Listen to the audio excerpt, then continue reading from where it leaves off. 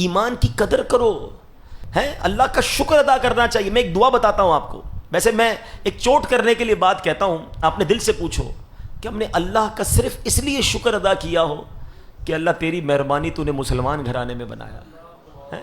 ہم میں سے بہت ساری شکوے ہیں، پیسے نہیں دیے، یا اللہ گاڑی نہیں ملی، بنگلہ نہیں ملا، کاروبار نہیں ملا، ارے سب مل جاتا، اگر ایمان نہ ملتا تو میں کدھر جاتا؟ میں اربوں پتی ہوتا اور خدا نہ خواستہ کسی غیر مسلم گھر میں پیدا ہوتا، میں کیا کرتا؟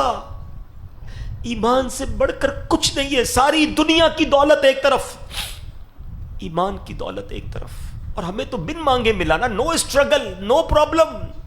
پڑھو تو صحیح صحابہ کرام کو، حضرت خباب رضی اللہ تعالیٰ کے بارے میں آتا ہے، ایک بار آپ کی پیٹھ ہے نا، کرتا انہوں نے اٹھایا تو اس پہ وائٹ وائٹ نشان تھے۔ حضرت عمر نے کہا خباب یہ تمہیں کیا ہوا؟ کہ عمر تمہیں کیا معلوم، تم تو اس وقت ایمان بھی نہیں لائے تھے۔ جب میں مسلمان ہوا نا تو میرا آقا مجھے چلتے ہوئے کوئلوں پر لٹاتا تھا، جلتے ہوئے کوئلوں پر ہم بکرے بوٹیاں بناتے ہیں، کبھی سوچا اس پہ کوئی بندہ بھی لیٹ سکتا ہے کیا؟ کہتے چلتے ہوئے کوئلوں پر مجھے لٹاتا تھا، اور اے عمر میری پیٹھ سے چربی پگھلتی تھی اور اس سے وہ کوئلے بجھ جایا کرتے تھے، مگر پھر بھی میں رب کا نام لیتا تھا۔ حضرت عمر کہتے ہیں خباب یہ پیٹھ لاؤ، میں اسے چومنا چاہتا ہوں جو اسلام کی خاطر جلائی گئی ہے۔ کیا تکلیف ملی ہے مجھے اور آپ کو ایمان لانے پر؟ کیا پرابلم آئی ہے مجھے اور آپ کو ایمان لانے پر؟ مگر وہ مار کھا کر بھی نماز پڑھتے تھے، ہم اے سی میں اور پنکھوں میں بھی نماز نہیں پڑھتے۔ وہ قرآن پڑھتے تھے، آپ کو پتہ ہے میرے آقا جب قرآن پڑھتے تھے کفار کیا کرتے تھے؟ انہوں نے لڑکے رکھے ہوئے تھے کہ نبی پاک قرآن پڑھے تو تم شور مچانا، تم تالیاں بجانا، تم یہ کہنا معاذ اللہ یہ جھوٹا ہے، اس کی بات نہ سنو۔ ان کو ڈر تھا کہ ان کی تلاوت لوگ سن لیں گے تو ایمان لے آئیں گے۔ قرآن اللہ کے حبیب پڑھتے تھے، وہ لوگوں کو سننے نہیں دیتے تھے۔ اگر آج ہمارے گھروں میں قرآن موجود ہے، ہم قرآن نہیں پڑھتے۔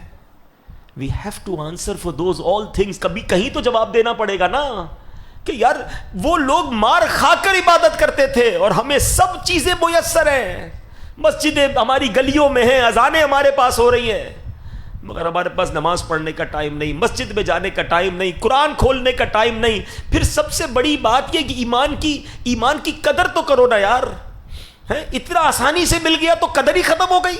آج کسی کو احساس ہی نہیں ہے۔ آپ کو پتہ ہے اللہ کے حبیب علیہ الصلوۃ والسلام یہ دعا کیا کرتے تھے، یا مقلب القلوب ثبت قلبی علی دینک، اے دلوں کو پھیرنے والے میرے دل کو اپنے دین پر ثابت قدمی عطا فرما۔ یہ ہم سب کی کہتے ہیں تربیت کے لیے، میرے آقا کا دل مبارک تو وہ ہے جس کے صدقے میں ایمان ملا ہے، مگر یہ سکھا رہے ہیں ہمیں کہ دیکھو ایمان جا بھی سکتا ہے، تھنک اباؤٹ اٹ، سوچا کرو۔